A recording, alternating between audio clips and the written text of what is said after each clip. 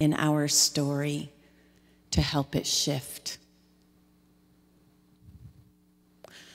Blah, blah, blah, blah, blah, blah, blah, blah. I don't know. Maybe, is that true? Any other thoughts about that? Okay. So this activity right here, these simple things, they're relatively simple. It's not so hard to gather with any group of people. You can do it in church on Sunday. For our offering today, I invite you to turn to your neighbor and tell them what drew you into this church. I invite you to offer to your neighbor why you love coming to this place. Just making this up. I invite you at your council meetings or your deacons meetings to practice storytelling. Tell me where God showed up in your life this past week. See what happens when you begin to do that.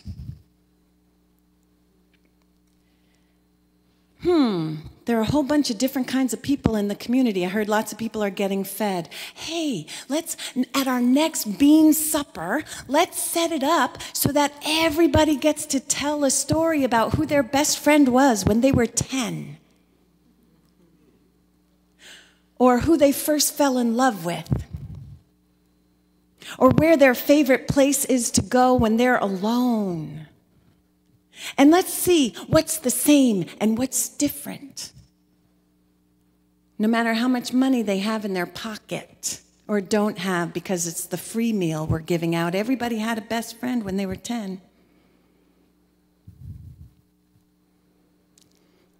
And it's free. This work that you did here today. Okay, who remembers our song? We're over time now. That was the end of our, anybody have anything else they want to say before we dismiss our, oh, Lord, have mercy. Next group's coming. Anybody else? Comments? Suggestions? Questions?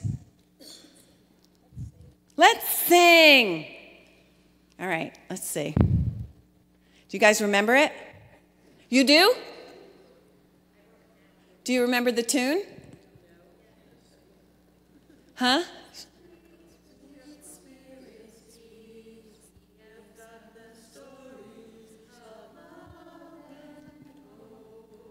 Sweet, sweet Spirit, speak. We have got the stories of love and hope. Sweet, sweet Spirit, speak. We have got the stories of love and hope. Sweet, sweet Spirit, speak. Go out and tell the stories of love and hope. Sweet, sweet Spirit, speak. Go out and tell the stories of love and hope. Yay. All right, remember that for later. All right, thank you all. Oh, good, good. Thank you. You're so welcome. Thank you. You're so welcome. See you tomorrow.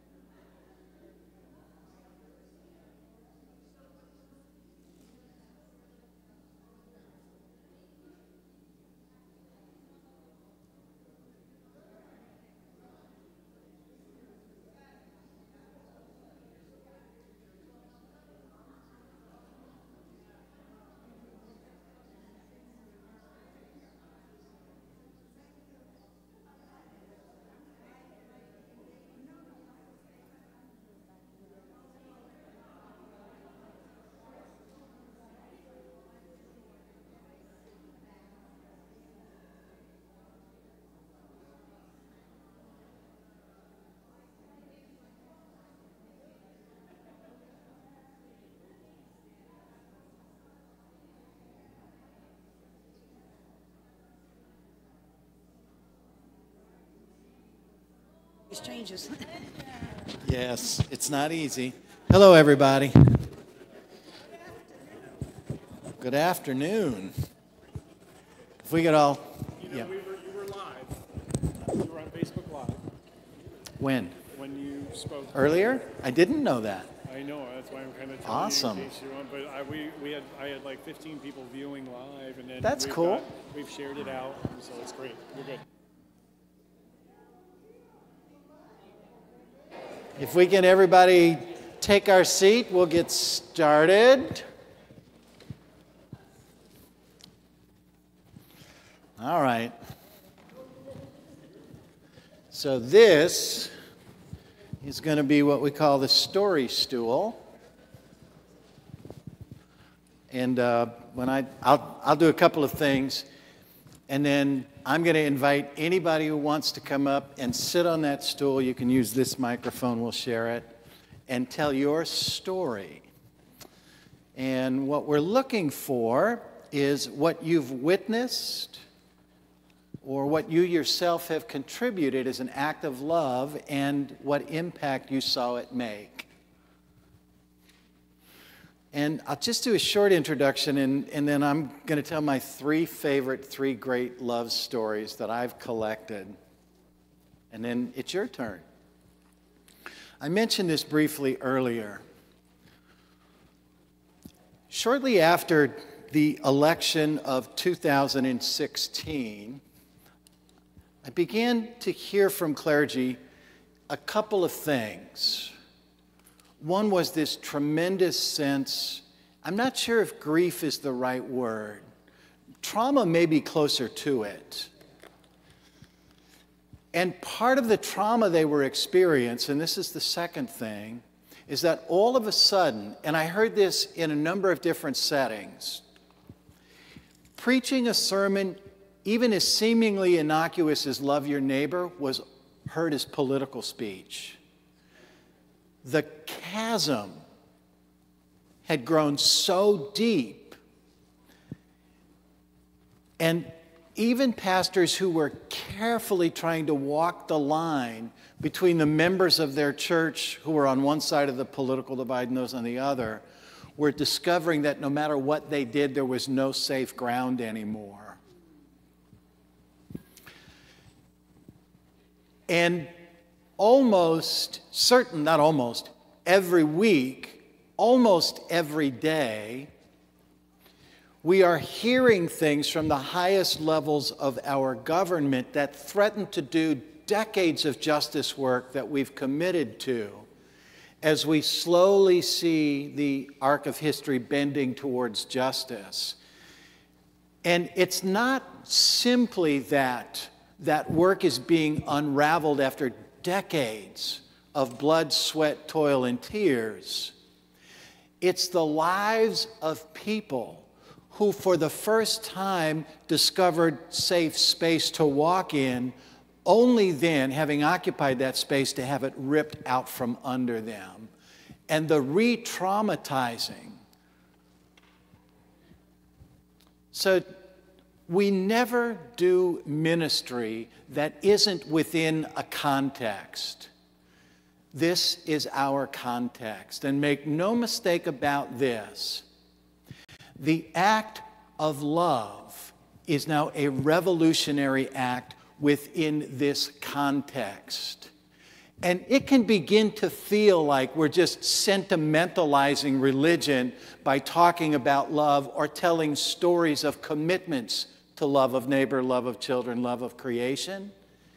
That is not the case in this context. When from the highest office of our government, we are being told that Mexicans are rapists, murderers, and drug dealers, that Honduran women carrying 2-year-old children for 2,000 miles over a 3-month journey are terrorists, that Muslims are terrorists, that women's bodies are subject to men's desires, and that the level at which that true is commensurate with the men's power and celebrity. And those narratives are being articulated precisely in order to engender a fear of the other that has us looking with suspicion across the aisle at those who differ from us based on any number of categories that we can create. In such a context, the work and the act of love becomes revolutionary and risky. And so it was this week that we had to warn and retrain our staff what to do if a suspicious package shows up in the mail. Tracy Blackman is a very public figure. And the voice with which she speaks garners a great deal of attention. And we're not unaware of that. And the courage that it takes to stand in the pulpit and preach, the courage that it takes to face down the hatred and the fear and the bigotry and the homophobia and the misogyny and continue to preach a gospel of love is not something I'm taking for granted. And I'm reminded, I'm going to say one more thing before I tell a couple of stories and then get out of the way. The day after the election, November 10th, 2016, Tracy Blackman called me and said, John, we're going to be tempted over the next 4 years to use the power of our voice and to leverage our capacity to speak against something every day. And she said, let's not succumb to that temptation. Let's continually remind the world not what we stand for, not what we stand against. Right? That's why the United Church of Christ collectively and daily and locally committing itself to these radical and revolutionary acts of love matter. That's why it matters. So here's 3 stories. And I don't think it will be difficult for any one of them to be heard both within the context and also heard in terms of an understanding of how impactful they were. You won't doubt that when you hear any one of them. So the first is a story of Byron Buffalo. Byron died about 3 months ago. And Byron was one of the pastors in our Dakota Association of the United Church of Christ, which is the answer, by the way, to a trivia question. What's the only non-geographic association in the United Church of Christ? We have one non-geographic conference and one non-geographic association. And it's the collection of churches and clergy on the tribes of the Western Plains. Gordon, who was our conference minister in South Dakota, worked very closely with Byron's wife, Toni. She was a member of staff, and with the pastors of the Dakota Association. And in fact, it was on a clergy retreat with the South Dakota pastors that I met Byron and the pastors of the South Dakota Association and heard this story. You'll remember Standing Rock, and you'll remember the protectors of the water rights there in Standing Rock. Byron was serving as a pastor on one of those reservation churches. And for the 2 days that I was with Gordon and the clergy in South Dakota, 3 calls came into the pastors informing them about a suicide by one of the youth on their reservations. That's their context. Within that context, Byron, who maintained a corral of horses, took a group of young adults, male and female, and put the horses in a trailer with 3 or 4 or 5 of those young adults, and they drove towards the Standing Rock Reservation.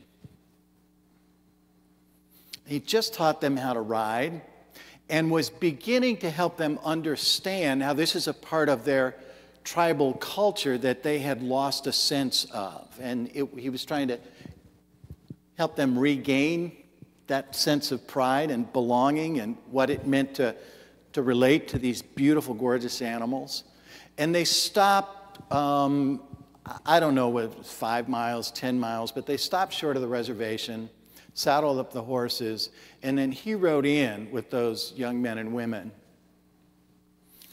And when they got there, all of the tribal leaders who were already assembled saw them riding up, and they were moved by that. And they went up to Byron and asked if those young men and women would ride their horses to the front lines and stand between the water protectors and the forces assembled by the U.S. government, and literally become a wall of protection between them. And they did. And they were there for a couple of days, and then it was time for them to go back home. And Byron began to notice the shift between a culture, a young culture on a tribal reservation, whose pastors in 2 days could get 3 calls about suicides. That's their context. And heading back towards their reservation now with a sense of belonging and meaning and identity and purpose. They do that, they get there late in the day, they corral the horses, everybody goes back home. The next day, Byron got a call from the school. Every one of those youth was missing from school, and nobody knew where they were. And Byron said, I think I know where they are. And he went out to the corral, and there they were.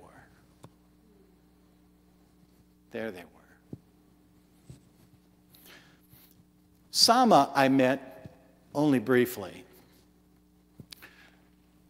Probably 30 seconds of conversation with her, which I'll describe, but it was 30 seconds that changed the way I walk in the world. So one of the questions that love compels us to answer is, how do we orient ourselves towards those whom we other, right?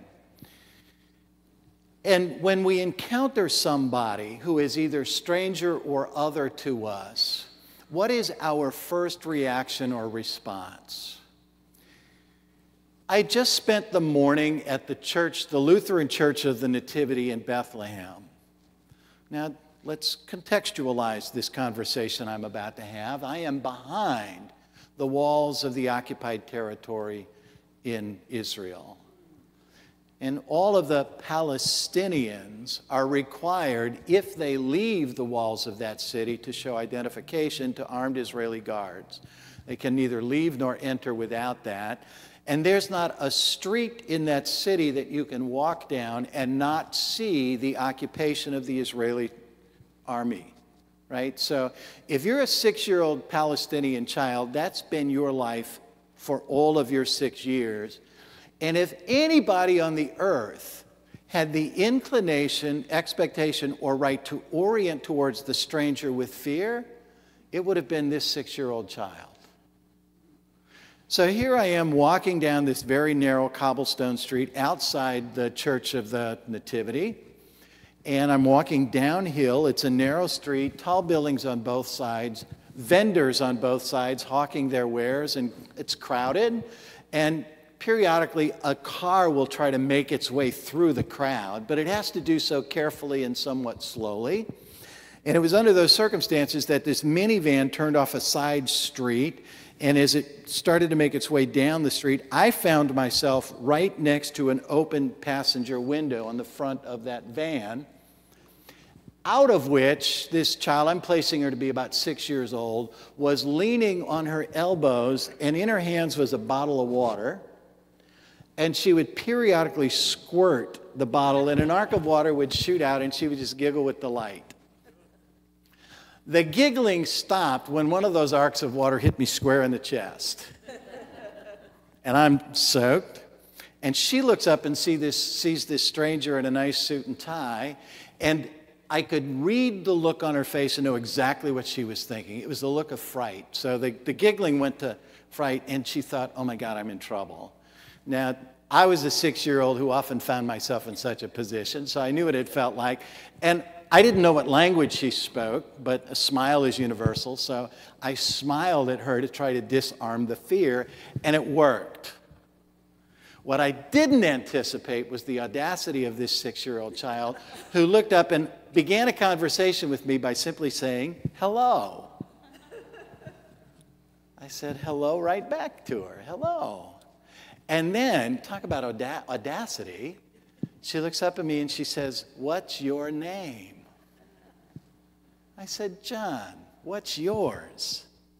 She said, Sama. I said, Sama, you're beautiful. Those would be the last words we would exchange with one another, and the moment she heard them, she just started laughing. Turned around briefly to Mom and Dad as if to say, you heard that, didn't you? And then turned back to me and continued laughing. And it was right at that time that the crowd on the street broke up and the van pulled down the street and at the bottom of the hill turned right onto another street. And as it turned, I could still hear her laughing. And I thought to myself, I'm a stranger in her land of discomfort, right? And this 6-year-old child automatically oriented towards the stranger with delight and laughter. And I thought, this is the world I want to live in. And how much different would we all be if our first encounter with the stranger was one that anticipated joy, rather than one that anticipated fear and suspicion. And then the third story I want to tell you about is Rosie. You may have heard me tell it. I tell this story everywhere I go. And if you've heard it, it's worth hearing a second time. I had been the general minister and president for all of a month and a half when the board, the United Church of Christ board, finished its 3-day meeting together, got into a bus, and drove into Canada, north of the Niagara Falls, for the liturgical enactment of the full communion partnership between the United Church of Christ and the United Church of Canada. About a week before I left, I got an email from a youth director at a church in upstate New York. And the email said, I'm bringing my youth to that service Saturday night. Would you take a few minutes and just meet with the youth? I said, of course. All right. I get on the bus in Cleveland. I sit on the bus for about 4.5, 5 hours. I get to the church in Canada late in the afternoon. I'm met by an official from the United Church of Canada who immediately begins telling me what I need to do, when I need to do it, where I need to be, how I need to be, what I need to wear, what I need to sign, when I need to sign it. I mean, all of these things. And while I'm doing that, I meet my counterpart, the moderator of the United Church of Canada, Jordan Cantwell, who introduces me to her wife, and then she gets put through the same paces. And we're just kind of staring at each other, having met for the first time, saying, I hope we don't screw this up, because we would totally obliviate this partnership that we're trying to create. So the liturgy goes on. We pull it off without a hitch. We stand in the right places. We say the right things. We sign the right documents. I have a copy of it right outside my office. It's like one of my proudest moments. And we liturgically enact the full communion partnership between the United Church of Christ and the United Church of Canada. The service ends. I get marched into a reception room where I shake the hands of a couple of hundred people and smile till my face hurts. And then I get a tap on the shoulder, and it's David Gajewski, a colleague of ours, conference minister of the New York Conference, and he's saying, is this a good time to go meet the youth? And I'm like, oh, yes, thank you. I walk down the hallway into a room. There's about 15 youth in the back of the room, and they're all talking and laughing. And I walk in, and they stop, and they turn, and they're just like in awe. I'm still not used to this, but that's what happened. And up front is a young 13-year-old young woman, Rosie. Didn't know her name yet. And I go up to Rosie, and the first thing she notices is that I have a rainbow comma on my lapel. And she says to me, oh, that's beautiful. I say, well, I take it off and I hand it to her. And at first she wouldn't take it. And I was thrown by that. But what quickly became apparent to me is she thought this was the most precious thing she'd ever seen, and it wouldn't be appropriate to take it from me. And once I realized that, I said, no, it's okay. I think I know where I can get another one. So she took it and she put it on and she just lit up. And I thought I'd play with her a little bit. I said, "Now, I want you to be really careful with that. My mom gave that to me on her deathbed." So, "Oh, no, I can't take it." No, I'm kidding. We all laughed. But her entire visage changed. We took some pictures, and she just kept staring down at that and looking over at me. And I wasn't entirely sure what was going on. I just made the observation that that pin meant something to her. So I go home, and a week later, I get another email from the same youth director at that church, and she said, I still didn't know this young woman's name. It wasn't until I opened this email that I discovered her name was Rosie. She said, "Let me tell you the backstory about Rosie. Rosie's not a member of our church. She's not a member of our youth group. She's never been to church. But one of her friends goes, and one of her friends asked her if she wanted to go with them on this trip to Canada." And I'm thinking, how desperate as a 13-year-old do you have to be who's never been to church that your best option on a Saturday night is a bus ride to Canada for the liturgical enactment of the full communion partnership between the United Church of Christ and the United Church of Canada? But she got asked and she went. And 2 weeks before this, Rosie came out to her parents. Now we know the answer to the question, why have you never been to church? Because everything she had heard about the church led her to believe she wouldn't be welcome. And all of that being true, for some reason she said yes to this. She goes, and in the service, she hears about the moderator of the United Church of Canada there with her wife. And that had to be an aha moment for her. And an hour later, the president, the general minister and president of the United Church of Christ walks in and not only is wearing a rainbow comma, but gives it to her. That's what was going on there. And you realize that comma was not the act of the general minister and president. It was the act of a United Church of Christ that in 1972 decided to ordain Bill Johnson. It was the act of a United Church of Christ that voted to become open and affirming, and that now has an open and affirming coalition trying to build this movement across the life of the United Church of Christ. It was the United Church of Christ that in 2005 became the first religious body in America to affirm marriage equality, and then spent the next decade fighting until the entire country became marriage equality. That's who walked into the room with her that night and handed her that pin, and she was just discovering this. 3 months go by, 2 months go by. It's 2 weeks before Christmas, and I get another email from the youth director who writes this time that Rosie, her family, 5 of her friends, and their families are now attending the church. And wait for it, 6 months go by, and it's the Tuesday after Pentecost, and the same youth director sends me another email. It's the picture of Rosie being baptized at her confirmation. You think these little acts of love don't matter? They're changing the world. And it is the only antidote to the kind of fear rhetoric that is being broadcast, not just from the highest levels of our government, but from governments around the world.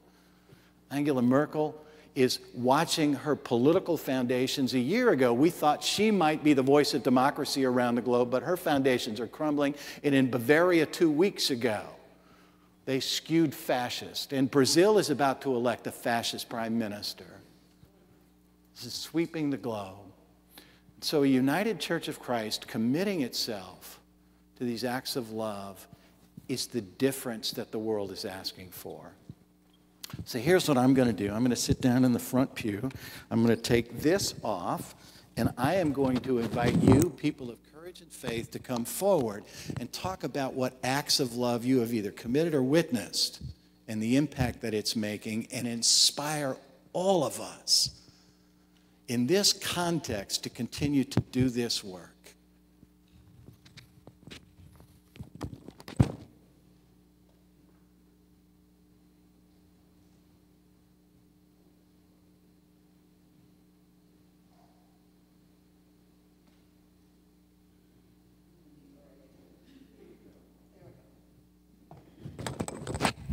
So can you hear me? So my church is now in Belfast, Maine, but I moved here 2 years ago. Before that, I was in Rochester, New Hampshire, and on a search committee. And we hired the first woman pastor in probably 275 years of our church, who happened to be lesbian and married and the most amazing minister. So it kind of threw some people in our church. Some people actually left, but came back. On Pride Day in Portsmouth, New Hampshire, I carried a sign that said, it got stolen from Nadia, but a sign that said, "I am so sorry the church has hurt you." And when I carried that sign, I can't tell you how many people came up and hugged me. It was really powerful. And then I met a woman she was transitioning to a woman. Transitioning to a man, Michael.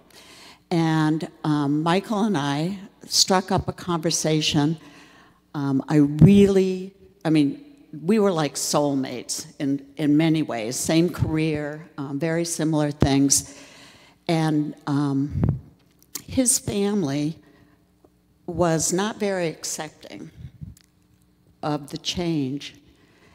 And he was going down to Boston to have breast removal surgery, day surgery. And my husband and I volunteered to take him down. I brought my emotional support dog with me, and I can't tell you how much that was appreciated. And having my dog there meant the world to him and helped him be calm before this very big decision. And then I got invited to the whole name change and gender change court service. He asked me to come to that. He and I have become really good friends. The last time I went down to visit, I specifically went down and met with Michael. Profound change for me. I had never known a person like this. I certainly was accepting, but to really know someone and what they're struggling with is very profound. Thank you.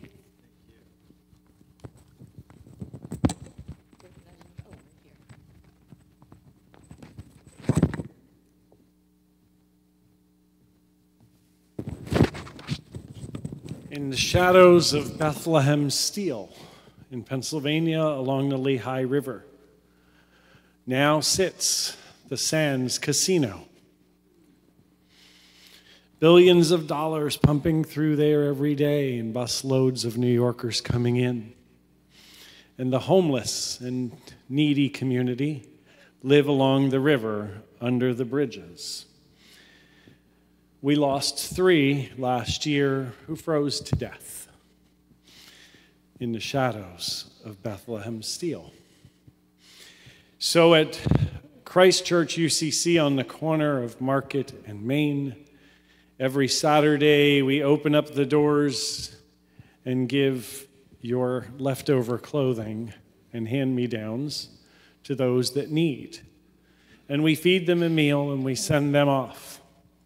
But every other month, on the second Saturday of the month, we hold what most know as a stand down, the military term where soldiers were pulled off the front line and given the opportunity to take a hot shower and get new equipment and resupply before they go back to the front lines. And instead of calling it a stand down, what we do for veterans, we call it Stand Up for Homelessness in Bethlehem. and we feed and accommodate about 110 men, women, and children. One of the things that we do is my husband is a barber, and he cuts their hair. Saturdays for hairstylists, what's that like? Your big day, all your appointments. And we bring our daughter as well. And she gives up her appointments that Saturday every other month to cut hair. How important is it for us to cut someone's hair and to improve the way they feel about themselves? We sat with one woman who cried and sobbed as she was getting her hair cut. And people ask me, what do you do at this stand down? And I say, I minister. What is that? I talk to people. And I look them in the eye and I say, how did you get here? And sometimes they say, well, you know, I had a great job because I was a construction guy and I moved here from Ohio and I moved my family here and there was a big boom of construction. And then suddenly the bottom dropped out of the market and we weren't selling houses. So I drove truck for a little while and then that got really miserable and I was on the road all the time and I started drinking. So my wife left me and took the kids and went back to her mother's in Ohio. And so I lived in a one-room apartment for a little while until I had no more money and I lived in my car and then I lost the car. And I live under a bridge. He's not an addict. He's not a drunk. He had a hard go. But so I was talking to this woman who was crying, and I said, what's the matter? And she says, well, I live in the Salvation Army, but I'm homeless, and I'm a waitress. And every day I come to work, and my boss says, you look like such a slob. You should really clean your act up, and then maybe you can make some temps around here. And she said, so you're giving me a haircut, and I'm going to feel better about going to work, and I'm going to tell him, look, I'm pretty now. That's the power that we give someone with an $8 haircut. Last time we cut the hair of a woman, it was long enough to donate to Locks for Love. We said, would you like to donate this? And she said, that would be awesome. And so we put it in a bag, and I said to her, homeless people's hair is just as good for a wig as anybody else's. And so I sent it off to Locks for Love, and they said, we will send you a certificate. What's the name? And I didn't know her name. And so I said, can you send me a blank certificate? And they did. And so we went back for the next stand down, and I had the certificate, and I was looking for the woman. I said, where's the woman whose hair we cut? And they said, you didn't hear. She died 2 weeks after you cut her hair. So now we're putting up a plaque in the fellowship hall with that certificate and her name. That's love of neighbor.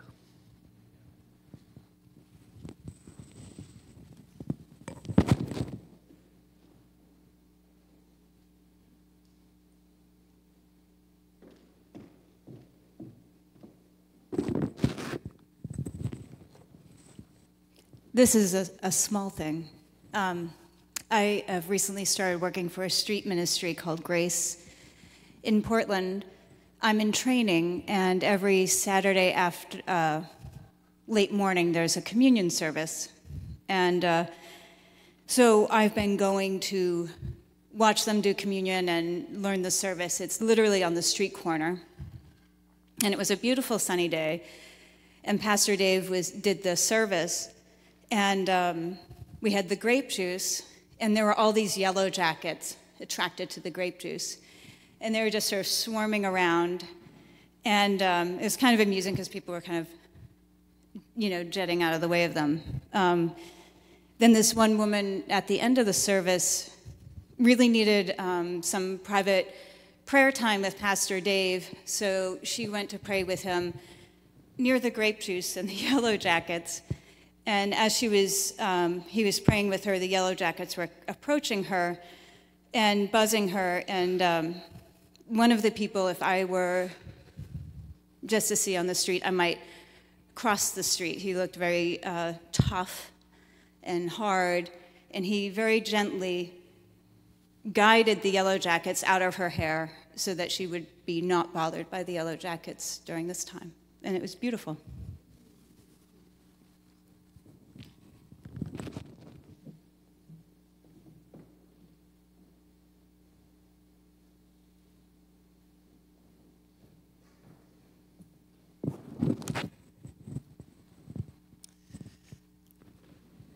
So my name is Eunice. I'm going to try to do this without crying.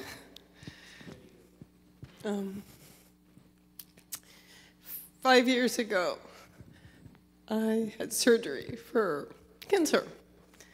And I was lucky. They got it all. And one of my takes out of that was I needed to pay something forward. So we had just gone back to State Street, which was the church that I went to when I was 12 to maybe 24, and my dad was the minister part of that time. And they have a clothes closet ministry, which the donated things are set up, and people go in and get the things they need. And we met this young man named Aristot, and he was an asylum seeker from DRC, and he was about 21 years old. And he started coming to church. And it was winter, and there was no place to stay. And he was in the shelter, and it was dangerous. So he came to stay with us. And long story short, a year later, we adopted him. He grew up with his grandparents, because his parents kind of left him when he was a little kid. So he kind of found parents, and I kind of found a son. And I hadn't had kids. So I'm on my way tomorrow to DC to see him. He's graduated from USM last year and is at American University now, studying forensic accounting.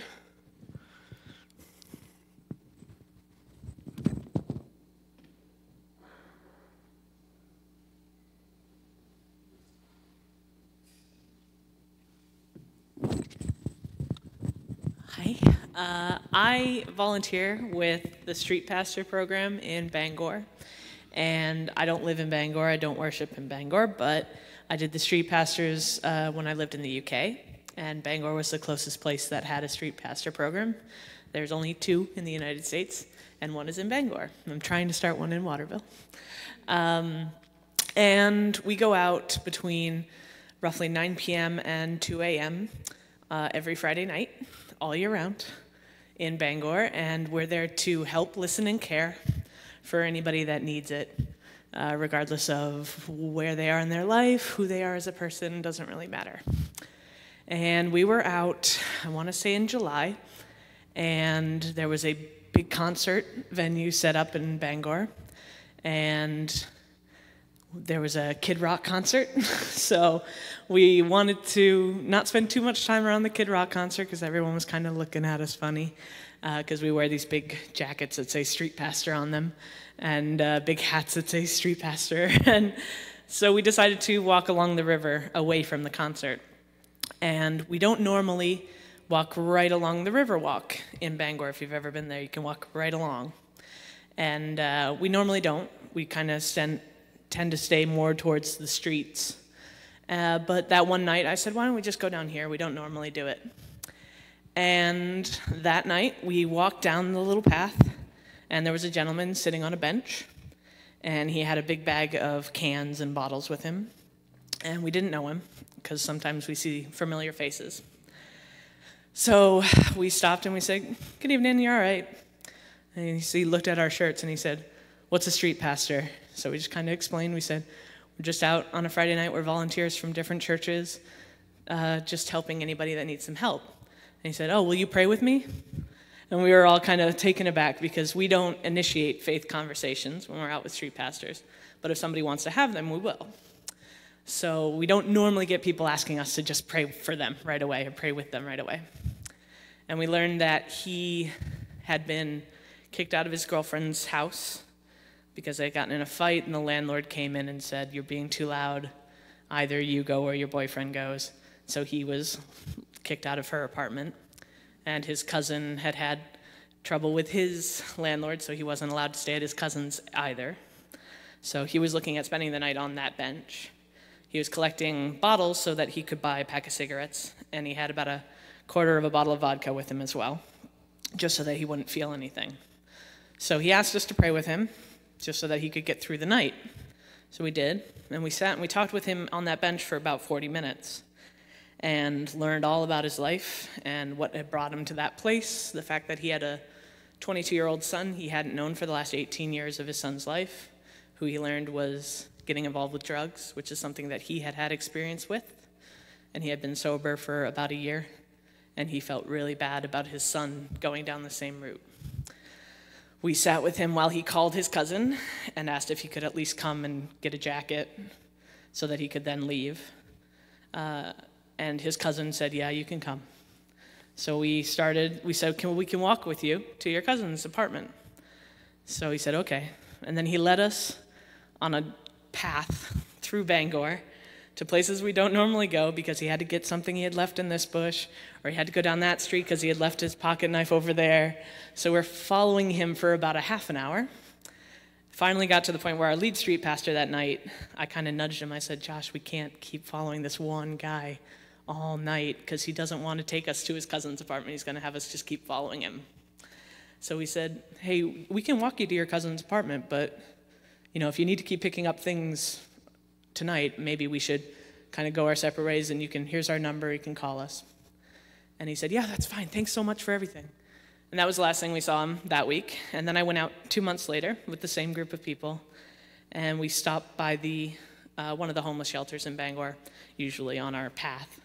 And outside was this guy, Jamie, smoking, and he saw us, gave him a big hug. I said, Jamie, it's so good to see you.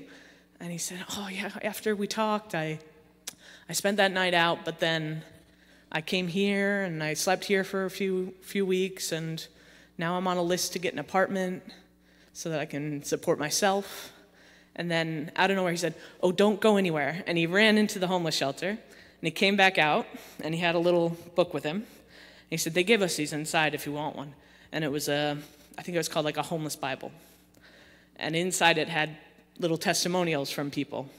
And he just knew exactly where it was. He flipped the book open, and he read a letter from somebody that had been in a similar situation to him, who had spent some time in jail. And the letter was about how his experience had led him to make bad choices in life, but now he was going a different direction.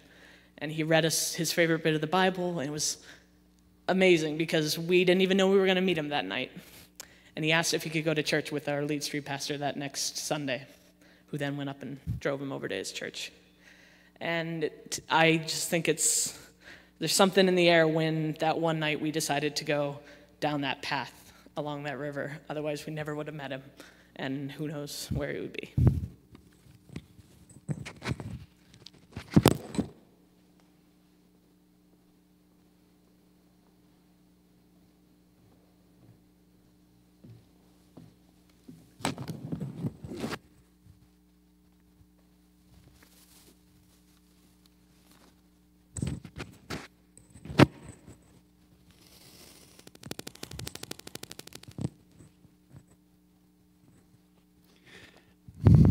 Here's the other side of the coin. When I arrived on Sunday, the first time I've been there since the day shelter closed, it was a really sad scene. People camped on the sidewalks and in the doorways, just trying to stay warm. Since there wasn't anywhere to go until lunch, people just stayed wrapped up in blankets. We had 8 to 10 for the service.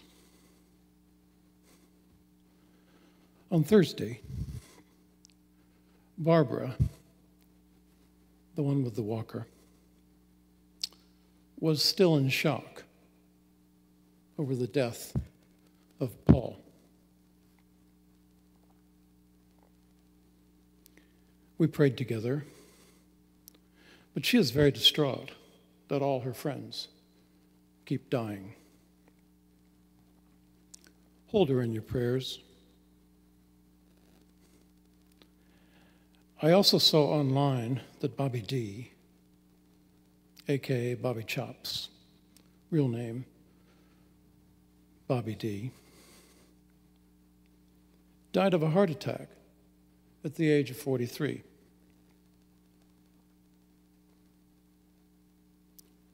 It's really hitting some members of the community hard. Kenny W., Bobby B., and particularly Anita, although I don't know if she knows yet. So I just wanted you all to be aware that this has happened and that people were really saddened by it. Between the shorter hours and the deaths, things are really fraught on the street.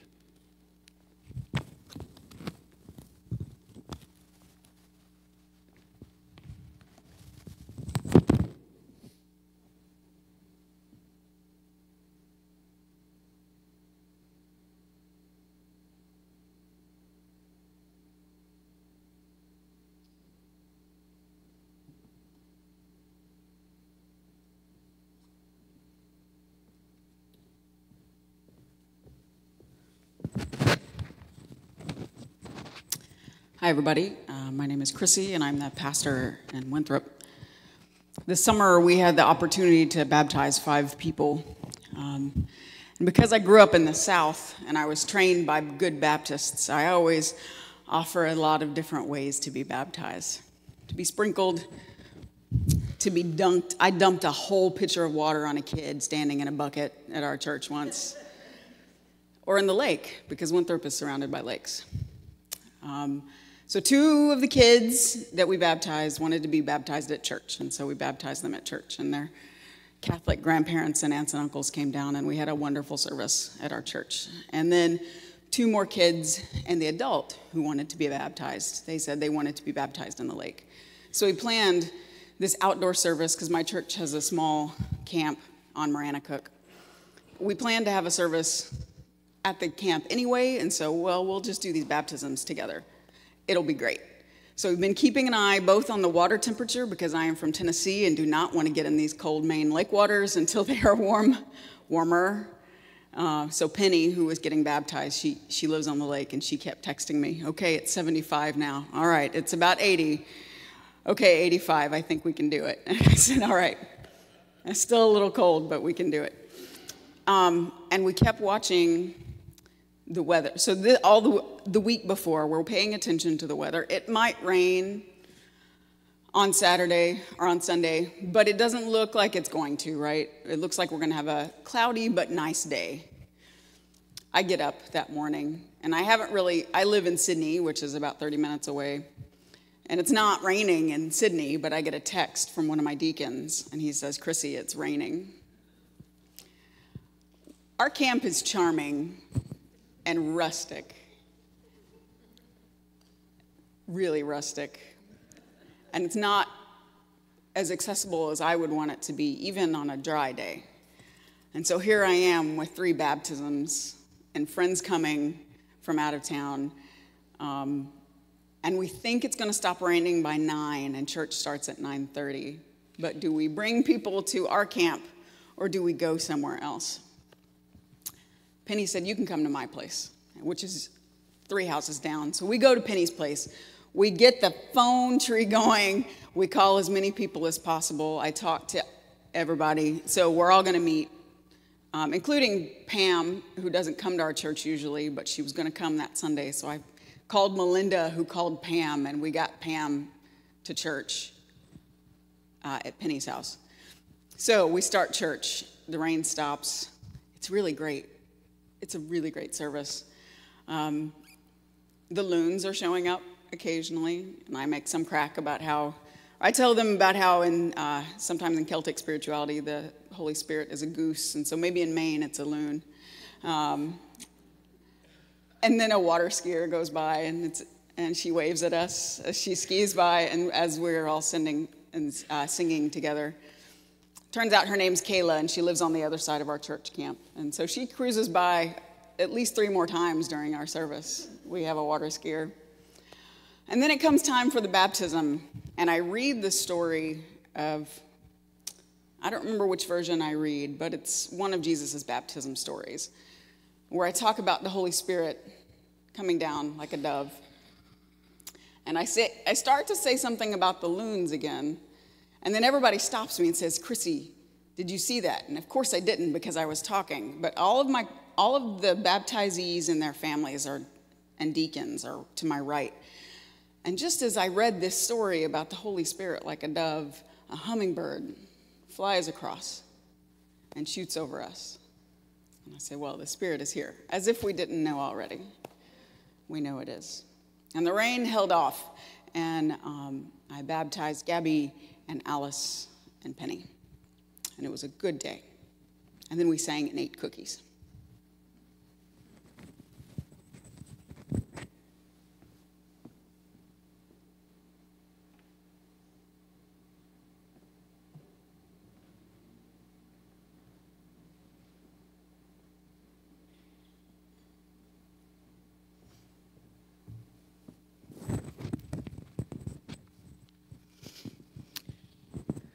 I grew up in a Presbyterian church, and when I was 17, I went on a work camp with my church to rural western Maine, the town of Weld. And while I was on that work camp, my particular group worked on the home and farm of the Proctor family. We were called to tear down the barn, part of their farm, because Mr. Proctor was dying and the barn was collapsing, and so it was dangerous. So we tore down that barn, but at the same time we were replacing the roof of the house, the farmhouse, and they'd actually talked about tearing down the house as well, but they figured out if we could save the roof, then we could save the house. Almost fell off the roof of that house. I learned the system of tying off to a friend on the other side of the peak. This is before there were a lot of those laws. We don't let kids on roofs anymore. It's kind of sad. I love that work camp. I've done a number of them in my life, and they have made a huge difference and a change in my life. And so much so that it was through those work camps that I felt a call to ministry. And I finally followed that call, not knowing what it would look like, often thinking it would be a hands-on kind of ministry, and ultimately it is, being at the Carpenter's Boat Shop now. But I did do some parish ministry before moving on to the Carpenter's Boat Shop. And in my second call, it was an interim call in Farmington, Maine. I had been at my position there for about a week, and I got a phone call in the office from a woman who wanted to talk to me because she was also a minister, and one of her former parishioners she had known as a child was now getting married, and she wanted her to do the service, but she wanted to do it in the church I was serving. And so she was calling to ask for permission to do it in my congregation. And I said, of course. But as we were talking, she had told me that her name was Margaret Proctor. Margaret knows that I tell this story. And as she was speaking and saying where she was from and where she currently worshiped, I just couldn't get her last name out of my mind, and I was trying to put 2 and 2 together and saying, could this possibly be? So finally I got up the courage and said, Margaret, I just have to ask you a question. When I was a teenager, I was on this work camp. We stayed in the Congregational Church in Weld, and we worked on this farm. I know the family's name was Proctor. Just possibly any relation?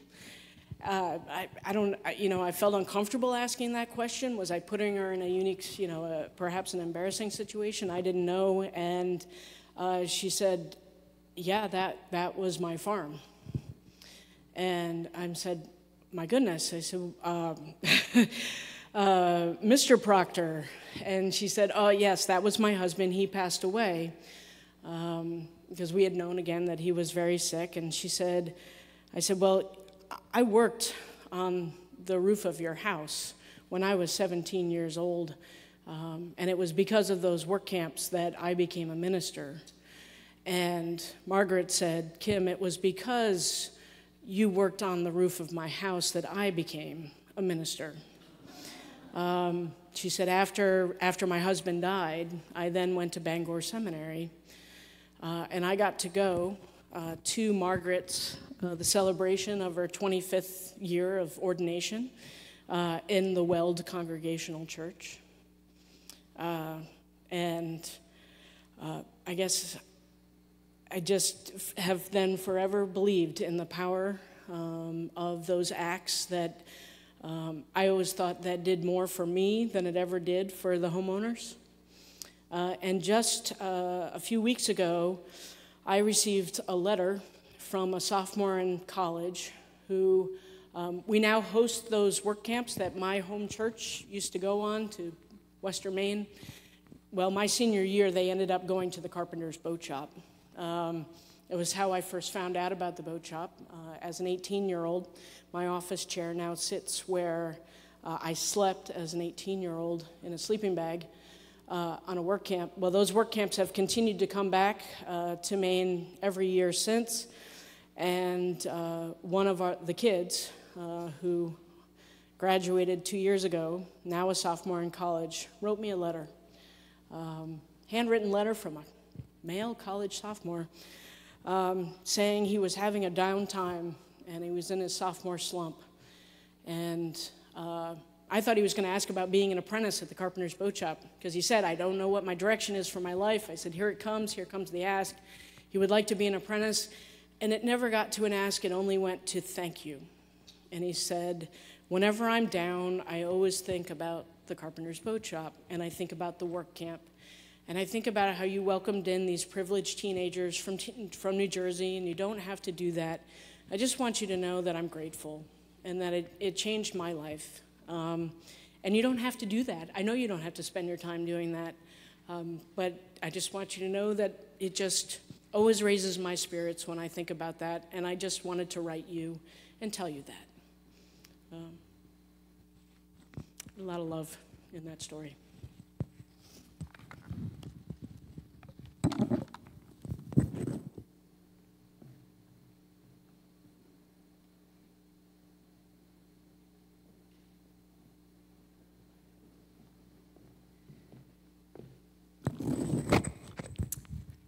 I'm going to tell you a story about a time I was ministered to in a very unexpected way that I had no clue it was coming.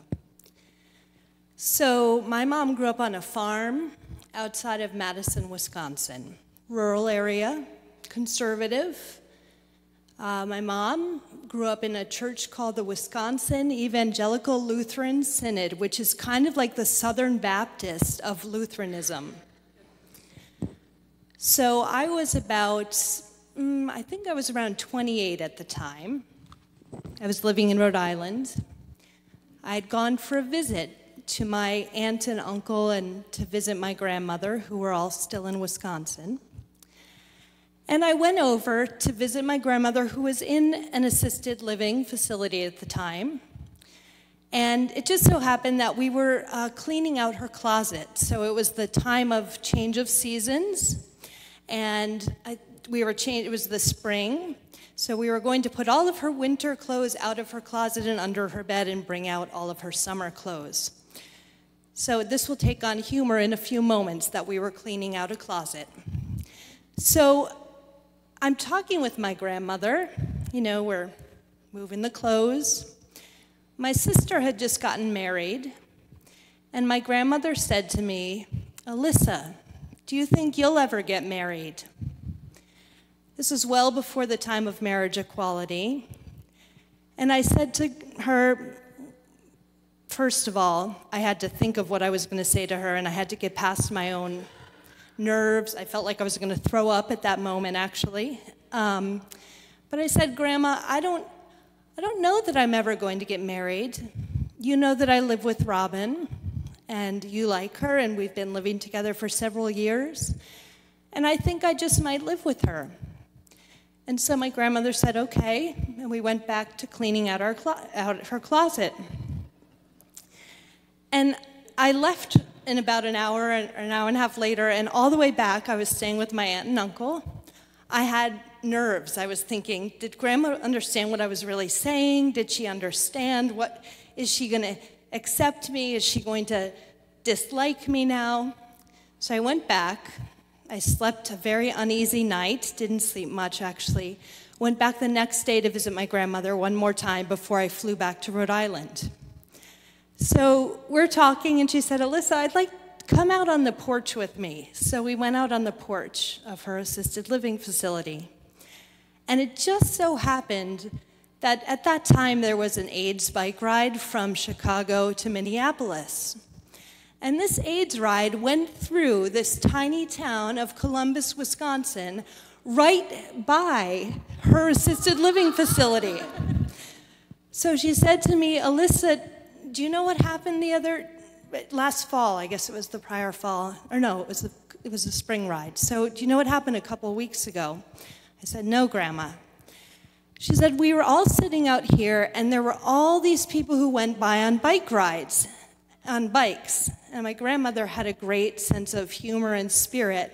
So she said, I was waving to everybody on the ride. I was saying, go, you can do it. And all the other residents of the home were saying, Margaret, why are you doing that? Don't you know who they are? And then they used a slur for gay and lesbian people. They said, why are you doing that? You shouldn't be doing that. They're sinners.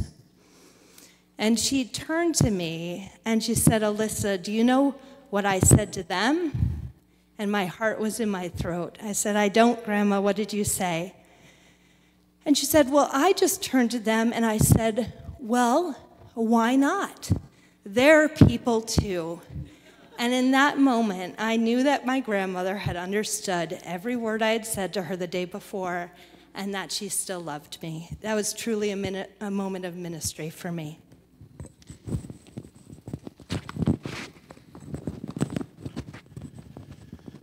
So our time has come to an end. Let me finish by doing two things. One, just for a couple of quiet moments, just breathe. And just absorb the spirit of a place like this, where love has the capacity to change the world.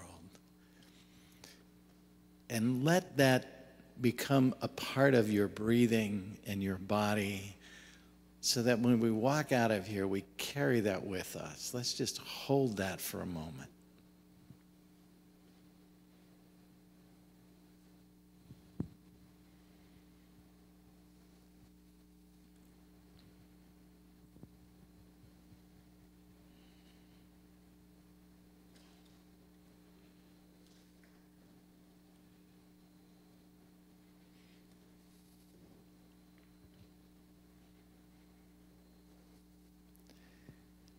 And then the last thing I want to do is leave you with the words of my favorite poet, Emily Dickinson, who wrote, I had no time for hate.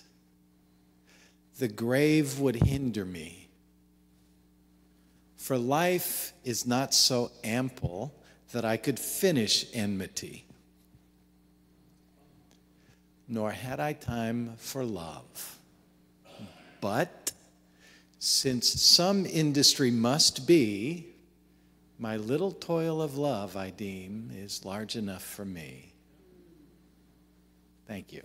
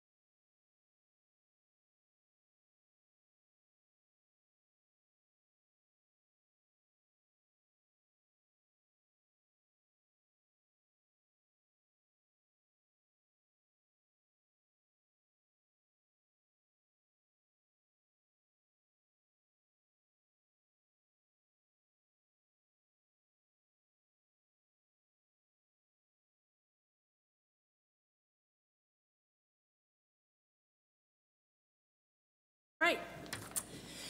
As a reminder, speak outs are 1 minute for you to share announcements, thoughts, joys, whatever it is that you would like to bring to the group.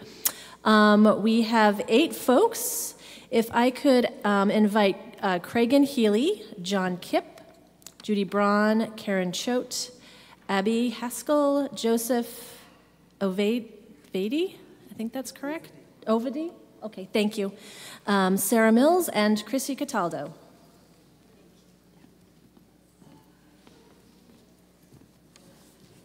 My name is Craigan Healy from Shorey Chapel near Farmington, and I'm also with the Honduras Partnership. I am here to tell you that I'm asking God for a new person to lead the El Junco Scholarship Fund because for the last 6 years, my husband and I have been collecting donations from people in the United States to pay for scholarships for kids from a village of 22 families. Nobody was going to school past 6th grade. And now every kid in that town knows that they might go to high school and finish high school if they've got the guts to do it. So we want to keep that going forever. And we're not going to be here forever. So if you can imagine yourself going to Honduras for a week or so every January to get the kids signed up, think about it. And come and see Bob or me afterwards. Thank you.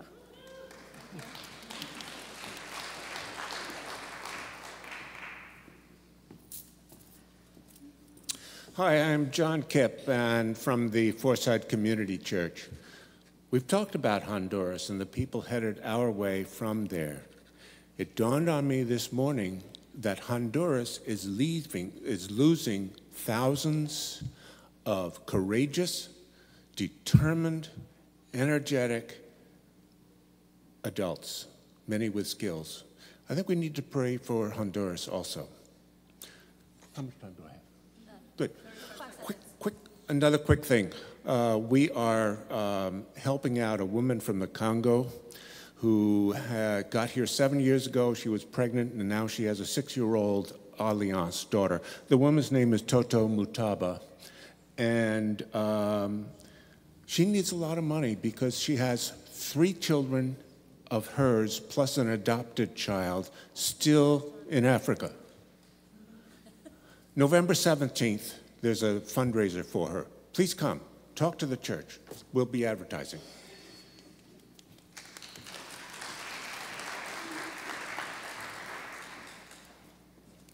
Hello, I'm Karen Choate. I am from the High Street Church in Auburn, and I'm also on the Outdoor Ministries team. The Outdoor Ministries team is hoping to create a few new things at Pilgrim Lodge next summer, one of which is Fix and Fish. So if you like fixing to fish or fishing to fix or any of that kind of thing, bring your boat, bring your pole, bring your friend, bring your canoe. We have canoes, you don't have to bring one.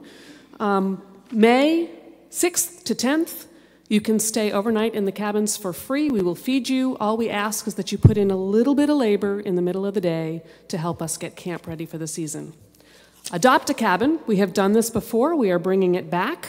If your church is interested in providing the funds for a cabin to be rehabbed, or providing the labor for a cabin to be rehabbed, or both, we would welcome that opportunity with you. Melinda also talked about the PLLT leadership team. Get your applications in so that you can be part of the process. Thank you.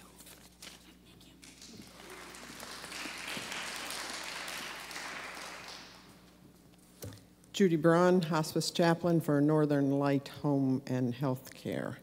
I just would like to raise up and recognize some people who don't often show up here, but who I think practice the 3 great loves in their small offices and on the street and wherever, and that would be pastoral counselors, spiritual directors, those chaplains that serve paid or unpaid in fire and police departments, in hospice organizations, and chaplains in our hospital. So I hold them up and recognize them as part of this group.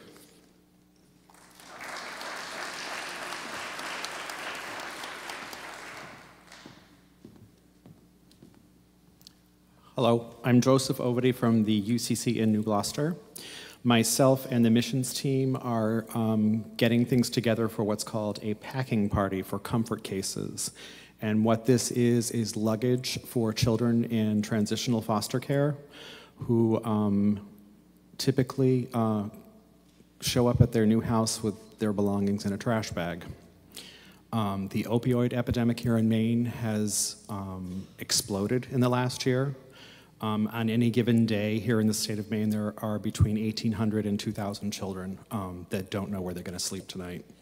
So if you're interested in finding out more about it, or if you know of someone who is working with foster care that could use some of our bags, please contact me at the UCC in New Gloucester. Thank you.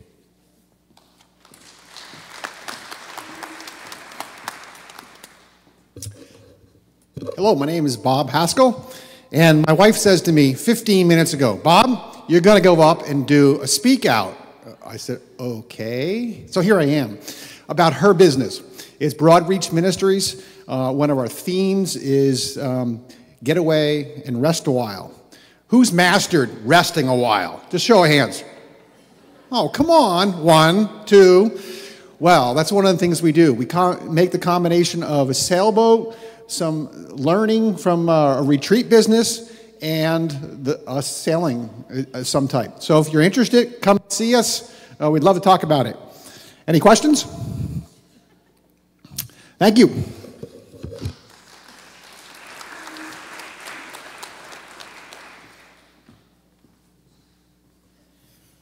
Hi, my name is Sarah Mills. I go to the Waterville UCC Church. I am here to let everyone know about something that we heard mentioned earlier by Darren, which is a street pastor organization. It's a part of the Ascension Trust, which is based in London in the UK. And it's a Christian ministry that has people out on the streets on a Friday or Saturday night from roughly 9 p.m. until roughly 2 a.m., helping, listening, and caring for anyone that's vulnerable or just needs a bit of help. We don't initiate faith conversations, but if people want to have them, we are more than happy to do that. I am trying to start a street pastor branch in Waterville because I see a need in my community for that. And if it's something that you think your community might benefit from, we have organizations everywhere from Bangor to tiny cities on the coast of England with one pub, and they just walk around the beach. So look it up, streetpastors.org. Thanks.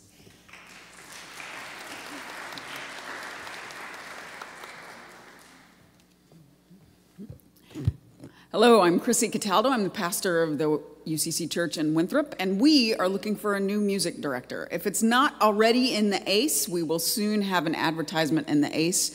If you know somebody who would like to play music and work with me and a really awesome small choir that is adventurous and tries hard things, who likes to play hymns and gospel music and maybe even some praise and worship sometimes, please let me know. Keep an eye on the ACE. Or if you know somebody who's a substitute musician and would like to make $60 playing for us on a Sunday until we get a new music director hired, please let me know. Thanks.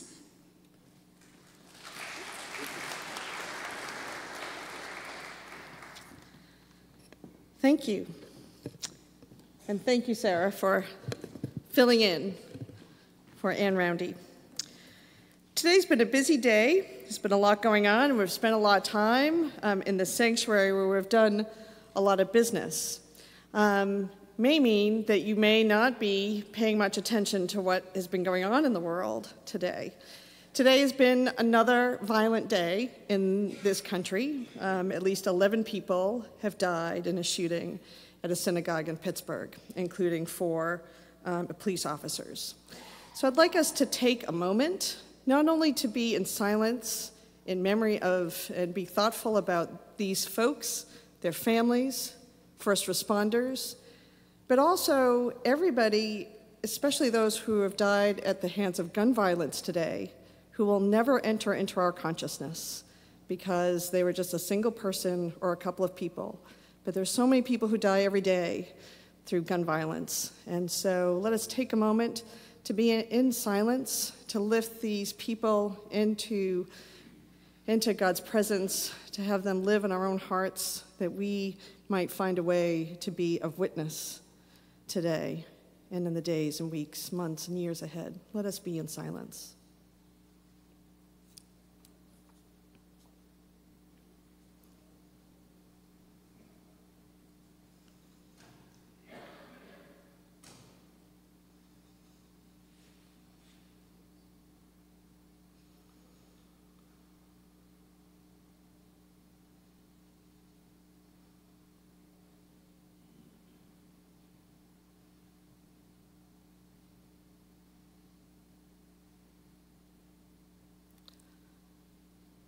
Amen.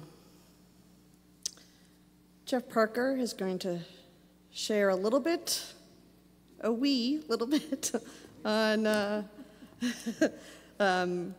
piece of business we were expected to do earlier today, but we'll do now. Thank you. So Nate, do you have those slides? Maybe, just maybe.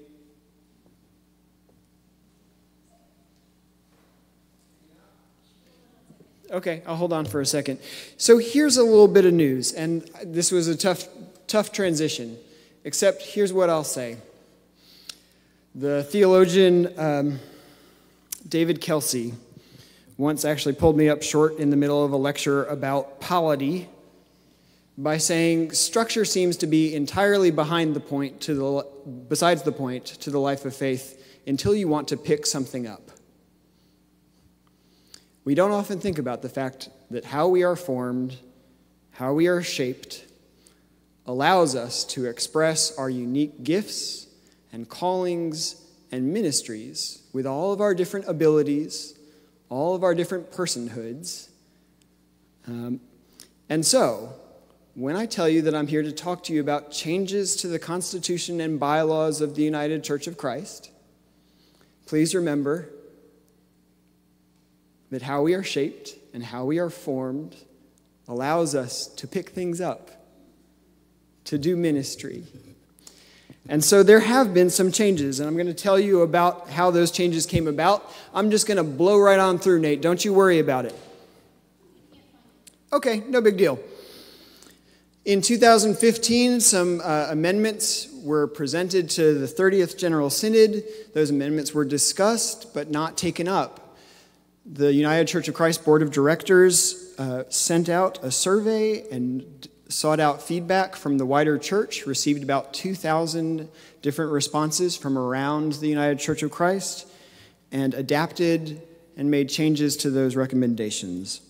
They were presented to the General Synod in Baltimore in 2017 and were ratified by that synod.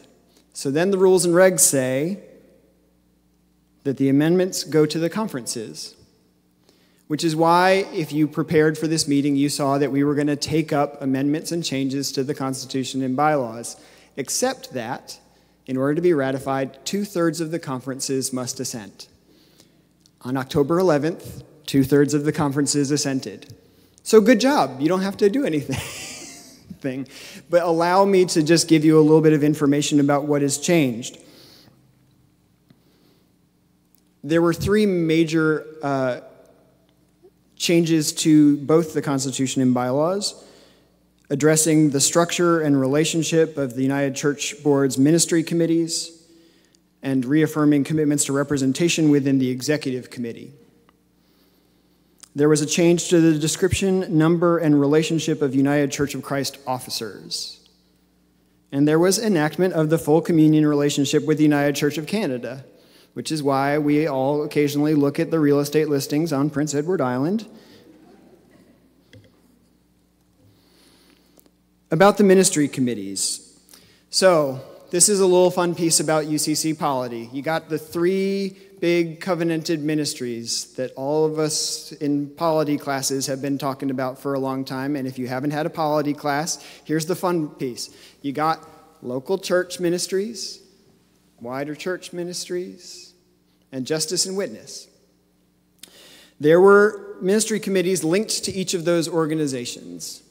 And so what has changed is that the United Church of Christ Board of Directors has been freed up for the gifts and skills and dreams of those directors to serve across various ministries. Also, there was an amendment, or just a reaffirmation in the executive committee function of the United Church of Christ Board of Directors to explicitly state our commitment to be a multicultural, multiracial, diverse, and accessible to all body.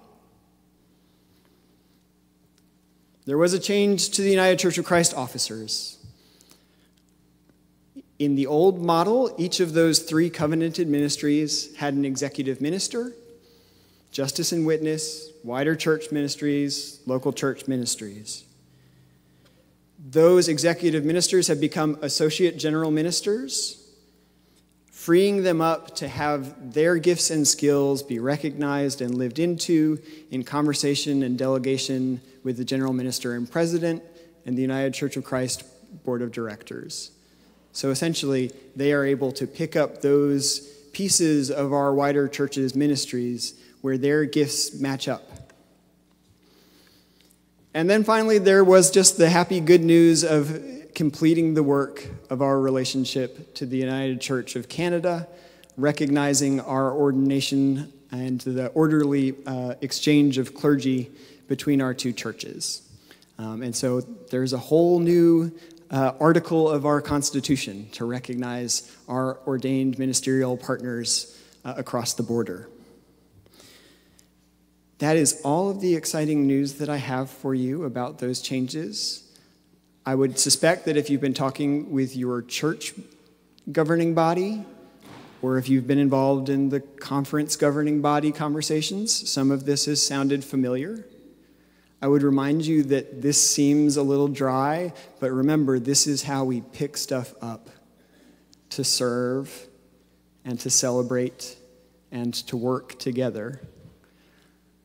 I have also kind of been embarrassed through this entire weekend that, of course, I was going to be talking about all this with the general minister and president sitting very quietly in the back, in the dark. And he has been living and breathing and waking and sleeping this work. It is not small work.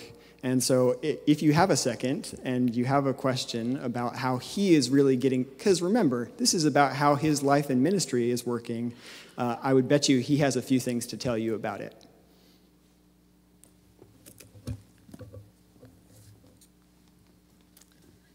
Thank you. Ann Hodgman. She's been waiting so patiently. Ann Hodgman is our conference registrar and heads the credentials committee.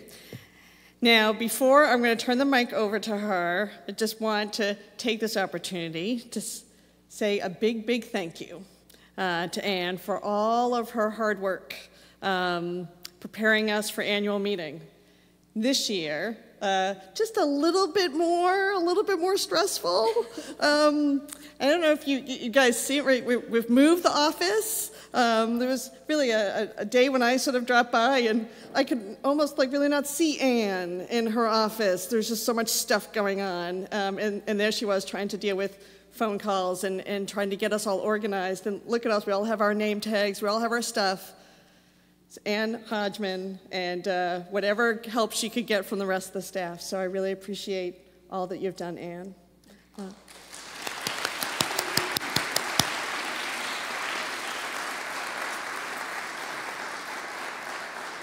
Are you ready to give your report, the Credentials Committee? I am. Over here, microphone. Well, the Credentials Committee report in attendance is 75 lay delegates, 68 clergy with standing, 3 without standing, 4 members in discernment, 1 non-delegate youth, 1 non-delegate infant, 32 visitors and exhibitors, 1 service dog, with 66 churches in attendance. And as your registrar, please remember to return your name tag holders. I have a box on the table. Thank you. Thank you, Ann.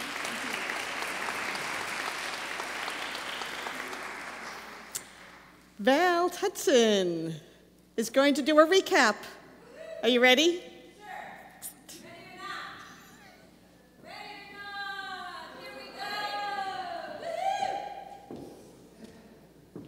guys sound tired out there. Are you weary?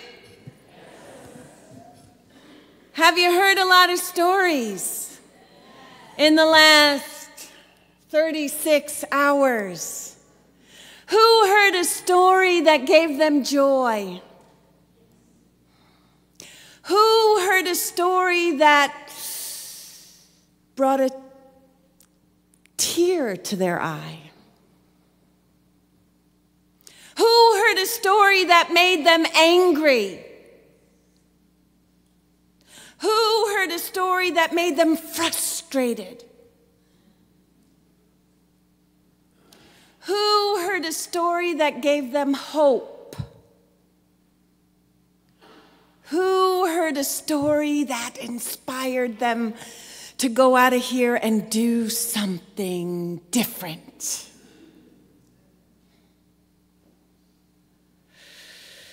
I was thinking about one of my teachers.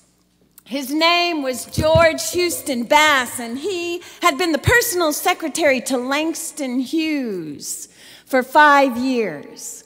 And when I got to know George, he was teaching at Brown University. I feel kind of funny behind this podium, but that's just the way it goes, right? You're okay with that, right? So George had been the secretary to Langston Hughes, and when he got to Brown University, oh, thanks, Abby. Thank you. When he got to Brown University, he was teaching a class that I took, and he brought Langston's ashes before they were interred at the Schomburg. He brought them out of his office where he kept them under a mask that came from India, and George put them in a chair in our circle because he wanted us to recognize that we were connected to a man in our past and in our culture who told stories and listened to the stories of the people.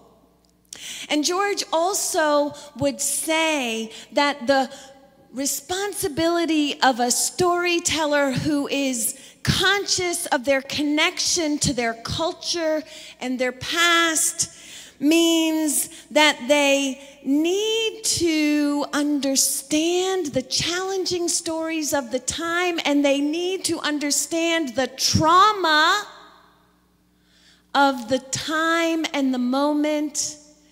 But the storyteller who's rooted in culture, and especially if that culture is rooted in a spiritual and a faith tradition, that storyteller cannot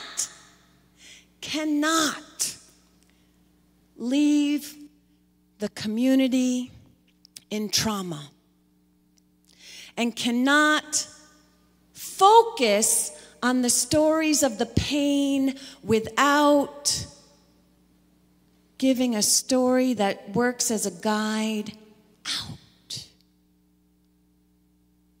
to the place we're looking to be, the place we are called to be, the kingdom that we want to be living in.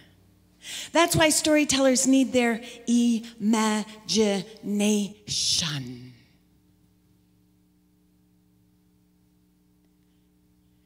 Not just our memories, not just what is now, but our imagination.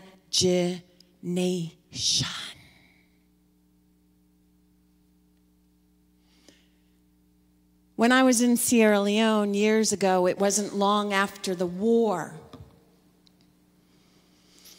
And that was traumatic because everyone I met had been impacted. I met people with missing arms because when the soldiers came through, they said, "Do you want long sleeves or short sleeves?" And depending on how they answered, their arms were cut off. It was painful to be there. It is going to be painful for anybody to be in Pennsylvania, in that community where 11 people have lost their lives to gun violence. It is going to be painful for some of us to go back to the places where there are homeless people on the streets, or there are opioid addicted people in our pews or in our families. it can feel overwhelming. But when I was in Sierra Leone, when we gathered together with the important people in town, because, you know, when you're a delegation, you always get to meet the important people.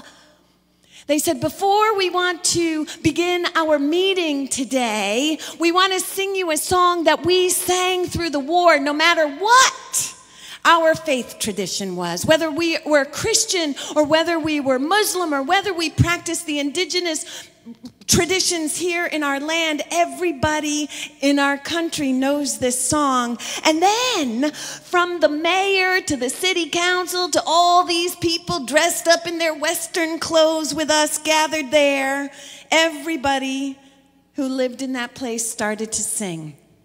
Tell God, Tanky, tell God, tell our God, Tanky. Tell God, you know what tanky means, right? Thank you. You know what? It means thank you. Thank you for asking. Tanky. It means thank you. And they were singing this song, Tell God, Tanky, and I'm thinking, what are they singing Tell God, Thank You for? I have just seen people who have been brutalized by the war. What can we possibly tell God thank you for? I didn't say that out loud, but my face must have been saying it. Because they stopped the song for a moment to explain to those of us from the United States with our privileged position who had come over to see this war place that was trying to rebuild itself. And they said, we could focus on the pain, but it will kill us if that is all we see. So we know that even in the midst of all that is bad, there is always something that we can find to tell God thank you for. And that's why we sing. Tell God, Tanky, tell God, tell our God, Tanky, let me hear. Tell God, Tanky, tell God, tell our God, Tanky, what God do for we. We gon' tell God, Tanky, what God do for we. We gon' tell God, Tanky. Now you notice I'm singing big. Because when life is hard, you have to sing really big. So it doesn't have to be pretty. But I want it to be big and bold and telling it to, you can stand, yeah, stand up. Everybody stand up. Fill in the aisles. Get out of the pews. This might be more than the 7 minutes you told me about, but that's all right. Tell God, Tanky. Tell our God, Tanky again. Tell God, Tanky. Yeah, bring the harmony in. Tell our God, Tanky, what God do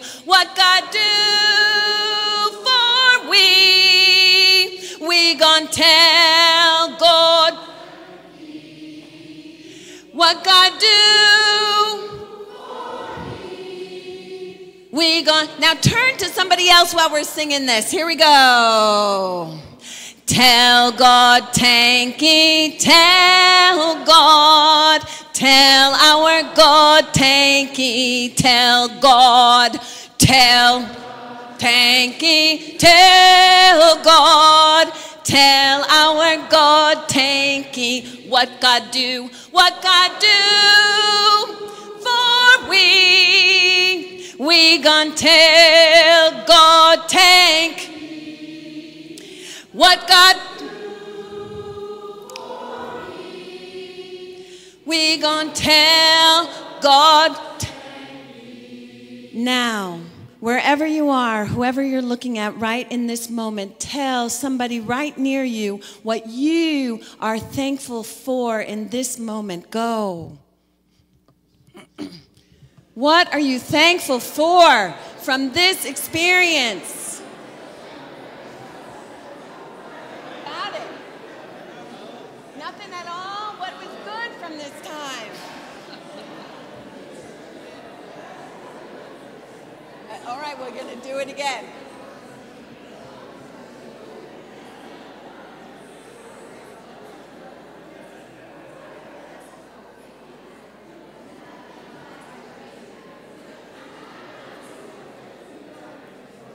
Tell God, thank ye, tell God, tell our God, thank ye, tell God, thank ye, tell God, tell our God, thank ye, what God do, what God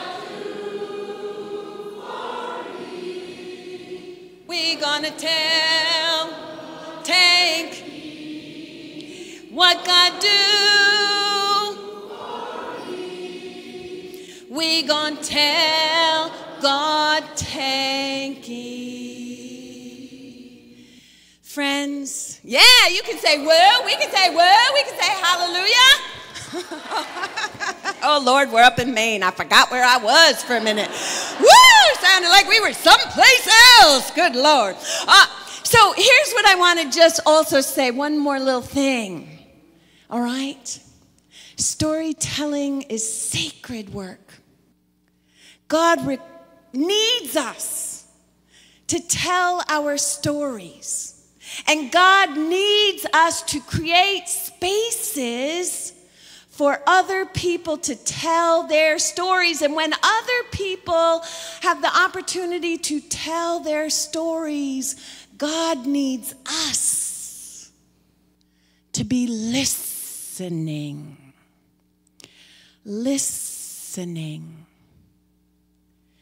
So in this quietness for a moment, just look around this room.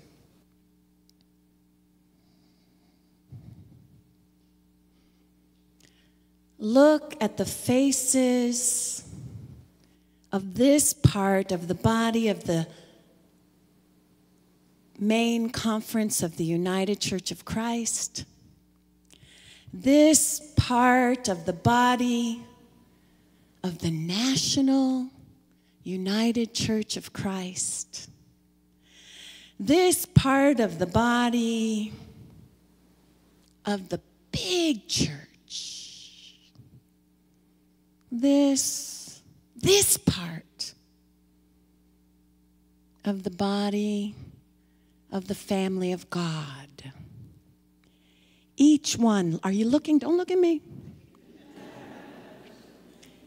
Each one called by name with a story. Each one made in the image of God. Are you looking at God's face? Can we practice that in all that we do, in all that we are? Tell God, thank ye, tell God, tell our God, thank ye, tell God, thank ye, tell God, tell our God, thank ye, what God do, what God do for we gon' tell God, thank ye, what God do for we gon' tell God, thank ye. Woo! Amen. So much.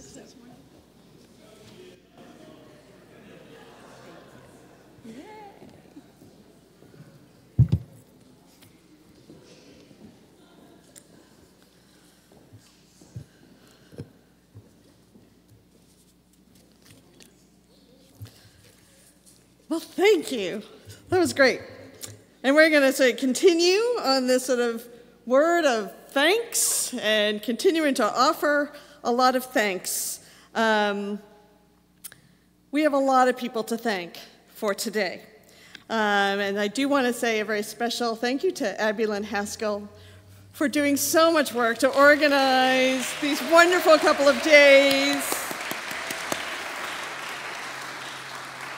As chair of the all-conference events planning team, it's kept us all on our toes.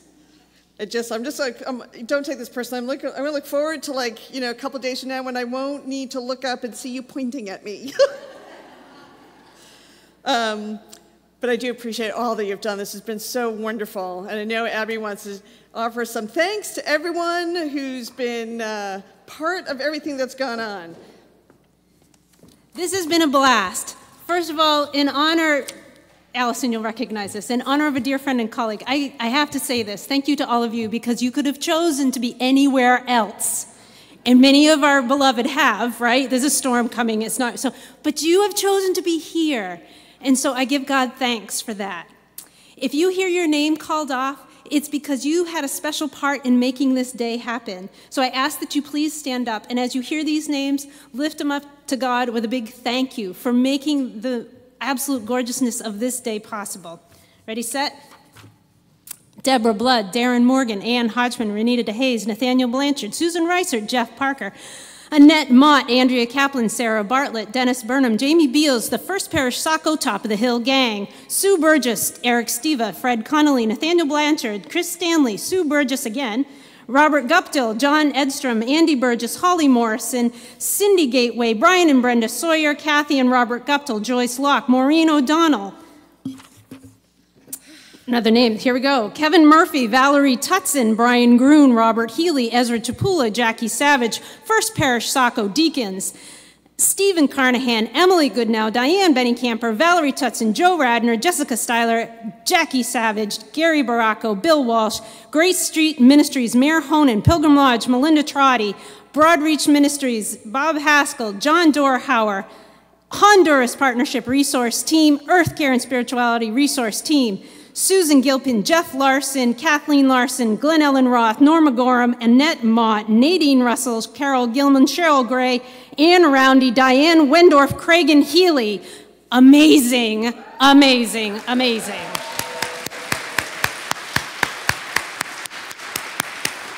Phenomenal. Thank you.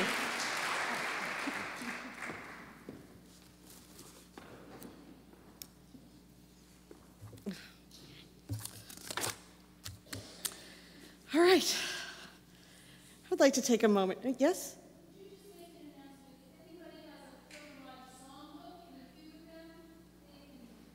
Pilgrim Lodge songbooks go in the box.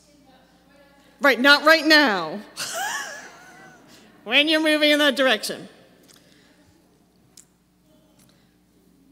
All right. I'd like to take a moment to recognize and thank our soon-to-be former board members. Mark Terrison, Mark Precourt, please come forward and accept our thanks for all that you've done for the Maine Conference.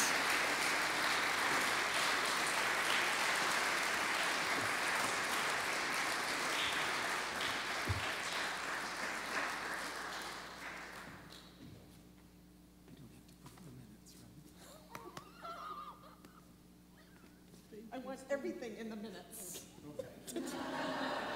Abby Lynn, may I have that long list? I couldn't write it all. Now, all right, Steve Hastings actually is so technically going off, but the board, but he's actually staying on as clerk. So, no thanks for him. Just kidding. We're very appreciative. This is a tough job. It's a tough job. Being the person who takes the minutes, I'm very appreciative that Steve has offered to step up into that role. I would also like to thank our many committee members who help the board and the conference out so much. Governance, development, finance, all conference events, as well as the conference trustees, resourcing the local church, and the Pilgrim Lodge related groups. If you serve on any of these, or one of these, or all of them, or on the board, would you please take a moment? Would you just please stand and accept the gratitude for all of your hard work and dedication to our wider church?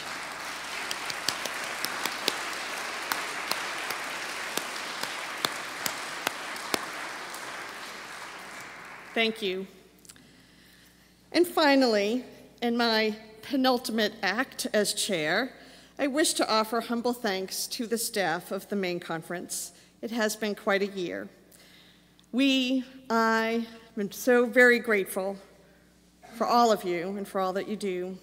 Please stand, the staff of the Maine Conference, and accept the gratitude of a very grateful conference.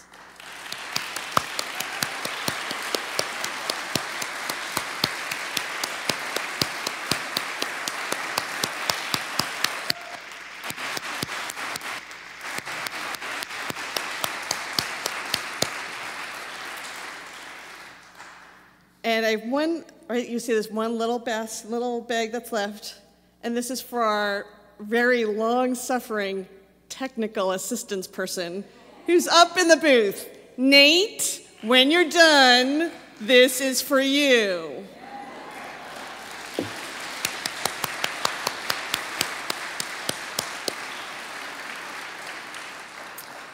And now finally, it's time to hand over the gavel.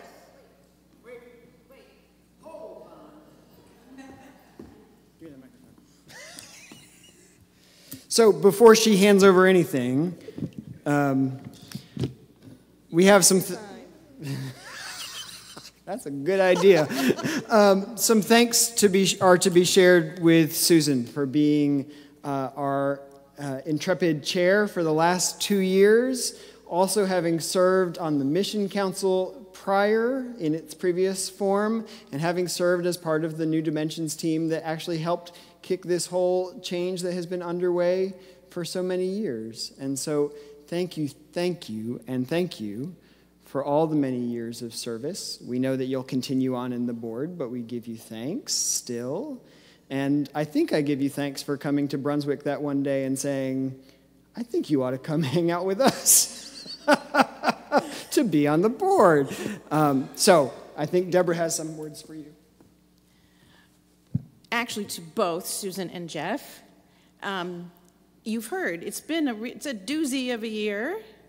It's been a doozy of all these years, and I could not possibly have asked for a better board chair and vice chair. Susan in particular, Jeff also, have spent uncountable hours working and dealing with difficult situations and being both supportive and challenging to me. You won't know, but this conference has been so well served in these years. I have got little gifts for each of them, but thank you personally and on behalf of our conference. So these are small things that I hope you will enjoy. Thank you very much. Please thank them.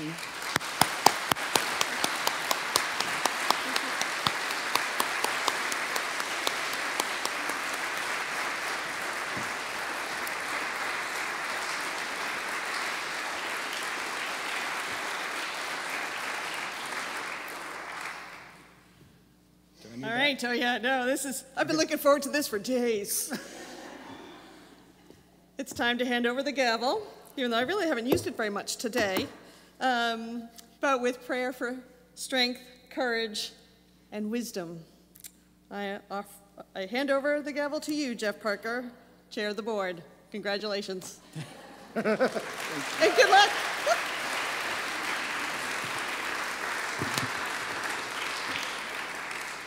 So, there being no further business before us at this time, I declare that at the close of worship, the 2018 annual meeting of the Maine Conference of the United Church of Christ will be adjourned. God be with you until we meet again.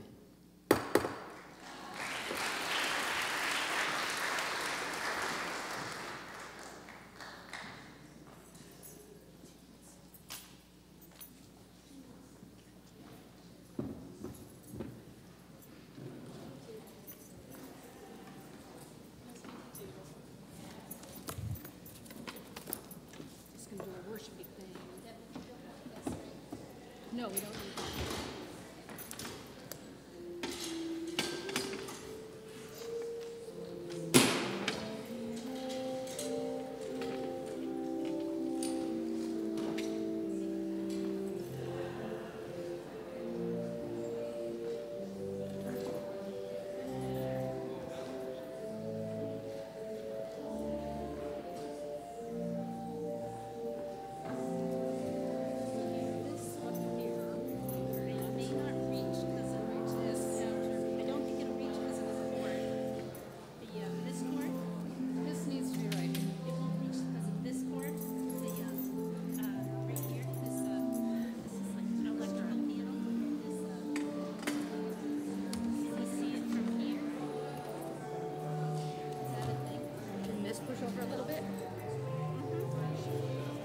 That's attached, right? Yes. Okay.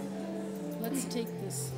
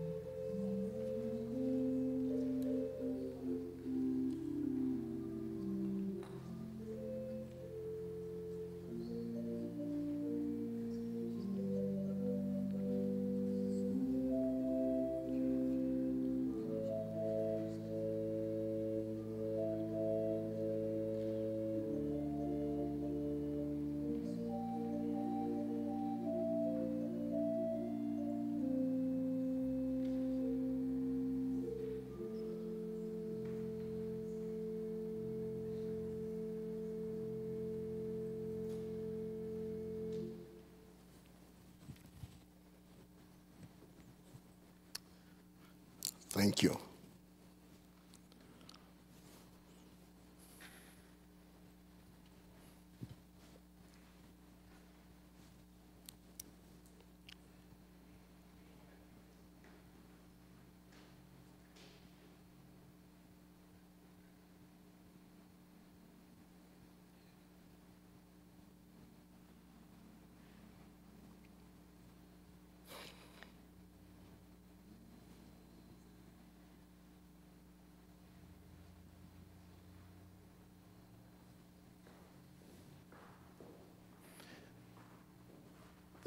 Just a moment. No,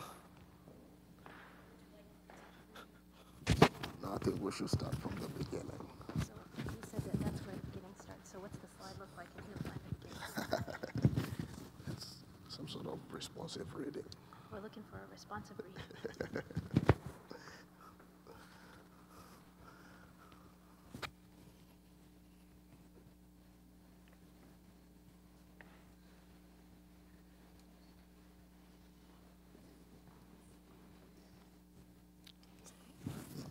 It's not. It's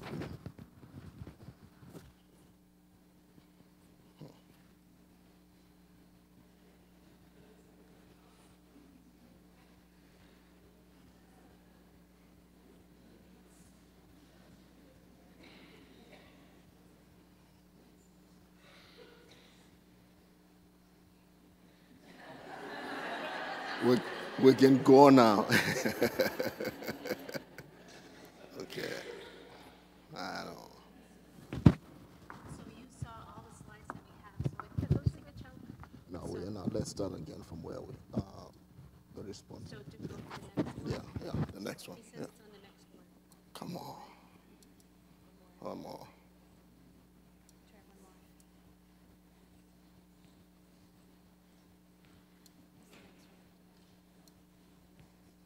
Okay, let's start with that. We'll start with that. Jesus said, I am the bread of life. You who come to me shall not hunger, but who believe in me shall never thirst.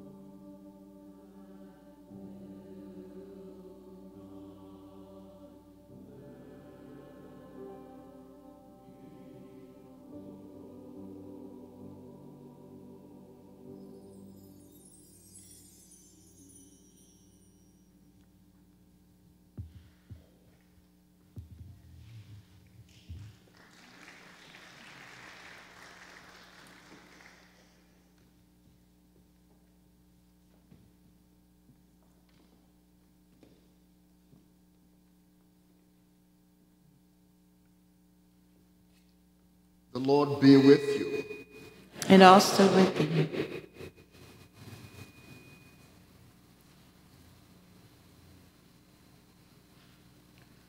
Lift up your hearts.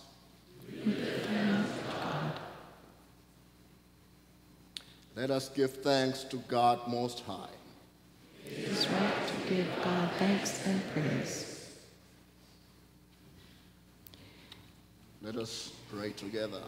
Eternal God, who has created the heavens and the earth, giving breath to every living thing, we thank you for all the gifts of creation and the gift of life itself. We thank you for making us in your own image, for forgiving us when we act as though you have no claim on us, and for keeping us in your steadfast care.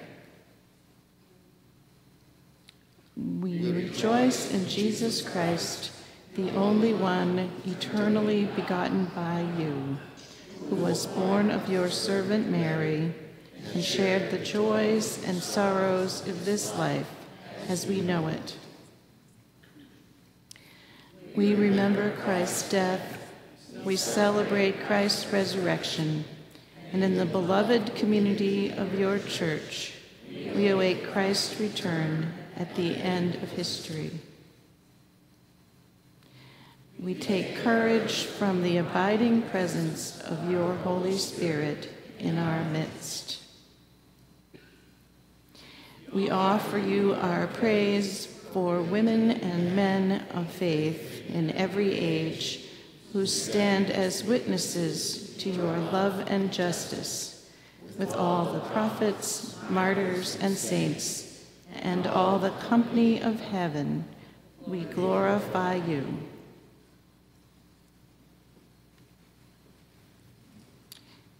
In this time when we have remembered our stories and told our stories for 2 days, we come together at this time to remember a story that binds us together, the story of a night of betrayal and desertion, the story of Jesus knowing he was headed for death and life, and being with his friends. And that last time, his friends who had screwed up relentlessly, even while they loved him boundlessly. And he sat with them at table, and he took up bread, and he blessed it, and he broke it.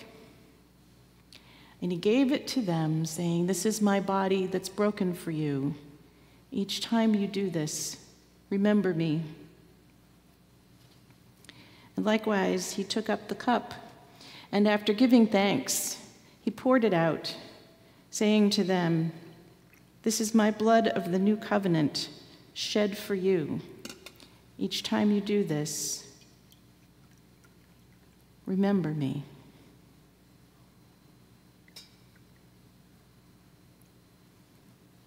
And so we come together remembering Jesus, remembering our story, and praying that in some way that is mysterious to us, these elements, this bread and this cup, will be blessed and consecrated, that we will know in the eating of this meal more and more strongly our oneness in Christ. So come, for all things are ready. We'll serve in 3 stations when the deacons come up, and invite you to come up and go back to your seats.